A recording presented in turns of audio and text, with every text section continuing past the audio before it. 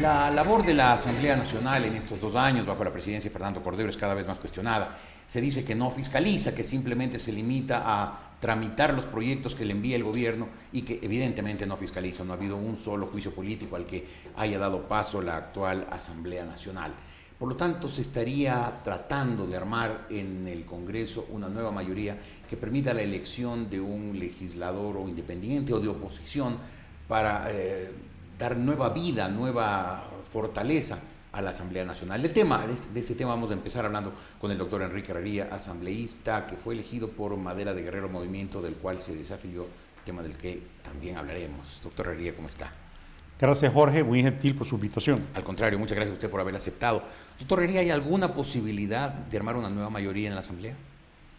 Vea, yo le confieso que soy escéptico de esa nueva mayoría, porque es tal el poder de convencimiento que tiene el presidente de la República frente a estos llamados grupos independientes, que tiene para ofrecerles todo, el oro y el moro, mientras que nosotros desde la oposición solamente podemos ofrecer dignidad, y que en los actuales momentos entre el oro y el moro y dignidad hay un poco de asambleístas que se quedan con el oro y el moro. Por lo tanto, soy escéptico, ojalá que se logre conformar una mayoría y que además, ojalá que esa mayoría pueda escoger una persona de méritos que garantice la independencia de la función legislativa y no como ha ocurrido en estos 2 años, donde ha sido únicamente un organismo subordinado a las órdenes que da no solamente el presidente Correa, sino incluso subordinados de él, como Alexis Mera o como cualquiera de los ministros.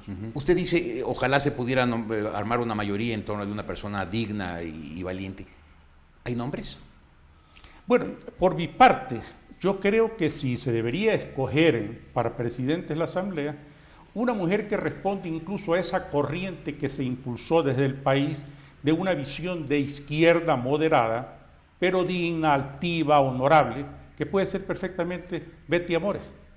Ojalá que se pueda concitar el interés de todos los sectores para escoger una persona de esas condiciones. O sea, ¿usted es escéptico? ¿Lo considera poco probable o lo considera imposible? Lo considero poco probable, porque después de 2 años de haber visto el escenario de la Asamblea Nacional, donde uno es el discurso y otra es la decisión que se toman por parte de algunos de estos grupos independientes, creo que el gobierno va a seguir en esa práctica. Entonces podría ocurrir de que estos grupos satélites que de repente se acercan a la oposición a decir nosotros vamos a contribuir que haya una nueva asamblea y nuevas dignidades, podría ser un mecanismo de presión para extender la mano y recibir más de lo que han estado recibiendo. Lo que usted me está diciendo, doctor Herrería, es que no solamente el gobierno va a volver a poner presidente de la Asamblea, o que probablemente eso ocurra, sino que además va a aprobar todos los proyectos de leyes que están en trámite, entre ellos la ley Mordaza. Eso es lo grave, porque presuntamente están negociando en común.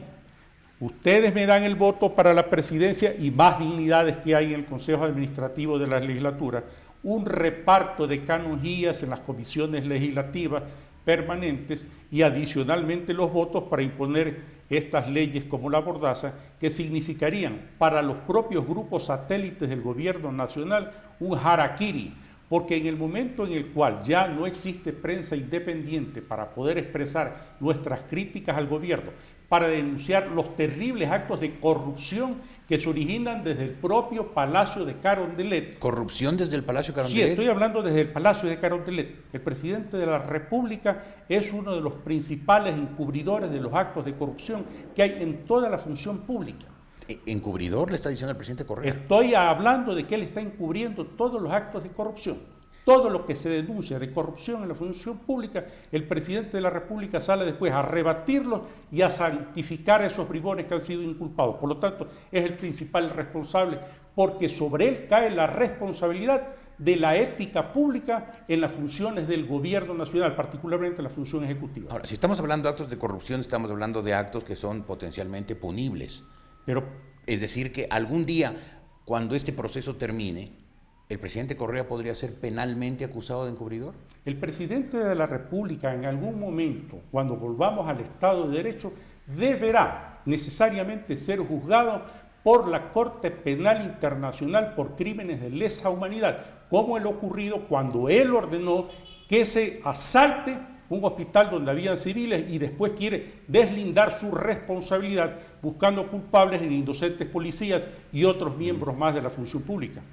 ¿Y hay algún acto del presidente Correa que sea punible, o sea, potencialmente punible por cortes nacionales, por cortes penales nacionales? Pero por supuesto, pero ¿cómo usted va a juzgar al presidente de la República o cualquier otro funcionario de la administración pública si en este momento el presidente de la República ya ha controlado por cerca de 4 años la función judicial a través del señor doctor Benjamín Ceballos, que era un habitual comensal del Palacio, y todos los demás miembros del Consejo de la Judicatura?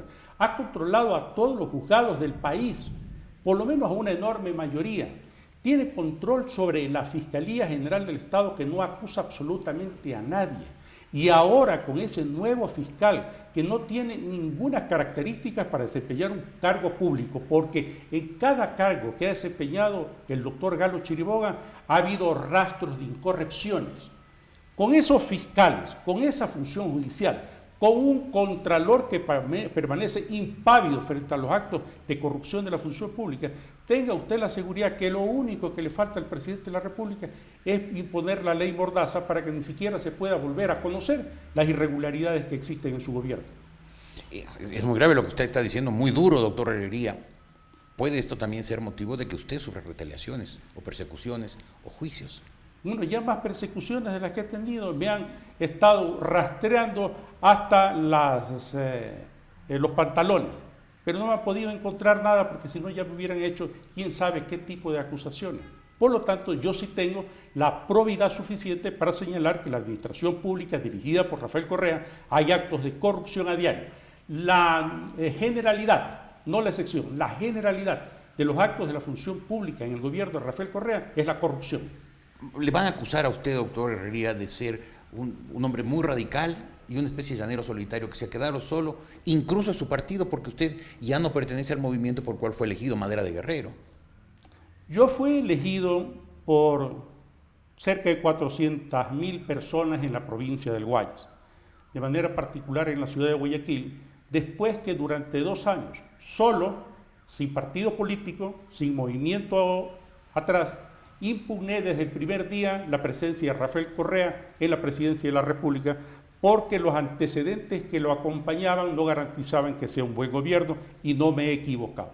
Por lo tanto, independientemente de mi retiro del movimiento Madera de Guerrero y el Bloque, creo que he merecido el respaldo de importantes sectores ciudadanos que ven que estoy cumpliendo el cometido para el cual llegué a la Asamblea Nacional, ser un fiscalizador de los actos del gobierno de Rafael Correa, y eso ahí es lo que para mí es interesante. Las críticas que podrían provenir de quienes piensan de que me he quedado solo, bueno, me he quedado solo, pero creo que hay un gran conjunto de ciudadanos que respaldan lo que estoy haciendo. A propósito, ¿por qué se quedó solo? ¿Por qué rompió usted especialmente con Jaime Nebot, ¿no? Y además lo hizo en medio de una campaña para la consulta popular del gobierno del 7 de mayo. Bueno, no sé si he roto en lo personal con Jaime Nebot porque no he conversado con él. No, hablo políticamente. Políticamente sí hay una separación, porque no lo responsabilizaba a Jaime Nebot.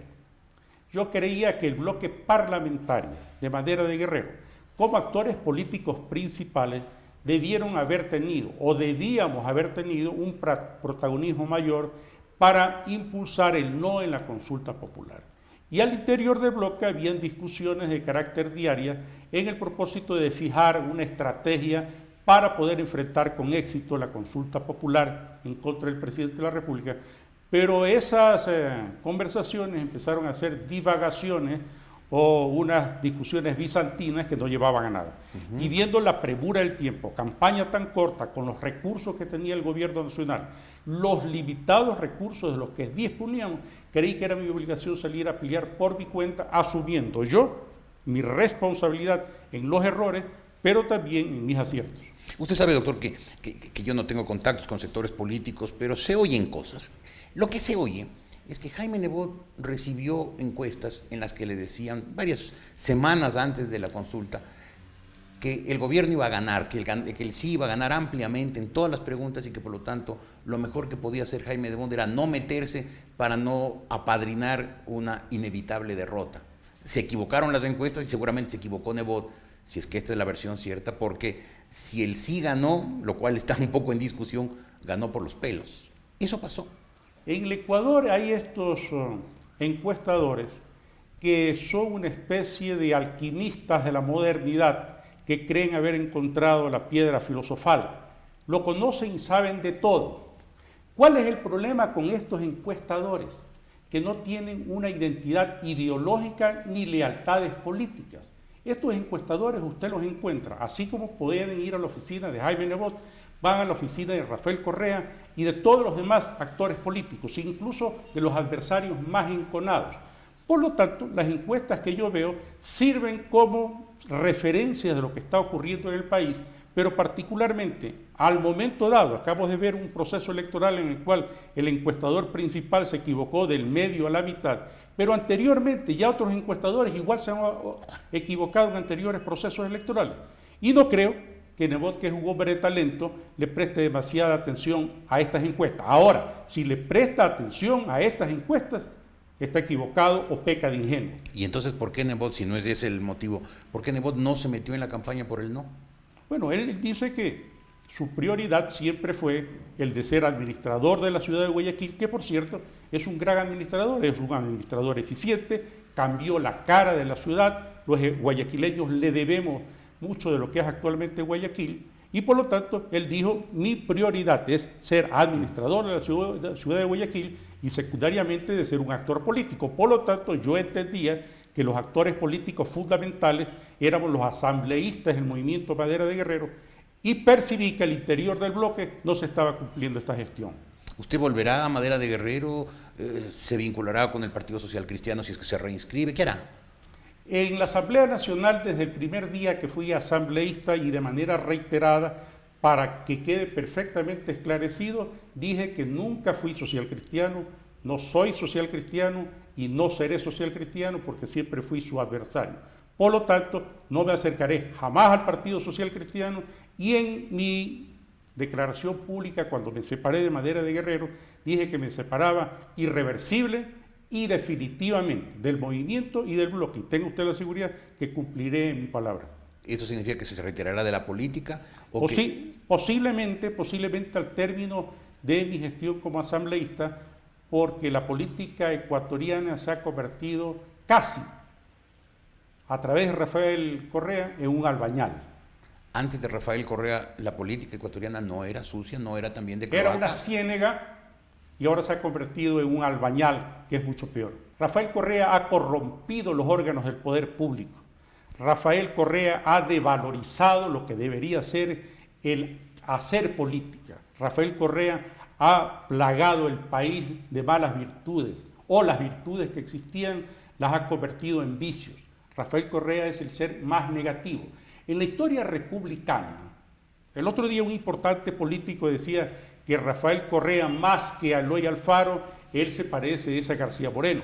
García Moreno era un hombre con virtudes, particularmente de una notable probidad, cosa que no se puede decir Rafael Correa. Rafael Correa solamente tiene como parangón en la historia republicana del Ecuador y en el siglo pasado a Ignacio de 20 Millas, que se caracterizó por cosas muy similares, por un gobierno de una gran corrupción, por los beneficios que le proporcionó a ese gobierno corrompido un gran ingreso de divisas proveniente de un auge de exportación de productos primarios del Ecuador, por haber atentado contra la prensa libre, lo que mereció que Montalvo le dedicara las famosas catilinarias y más escritos en contra de este nefasto personaje, y por haber sido un criminal avieso que manchó la política ecuatoriana. Por lo tanto, ese es el parangón que puedo hacer en la historia republicana de Correa. Gracias, doctor Herrería. Fue el doctor Enrique Herrería, asambleísta, un hombre como además muy valiente, que al pan, pan, y al vino, vino, y a la corrupción, corrupción.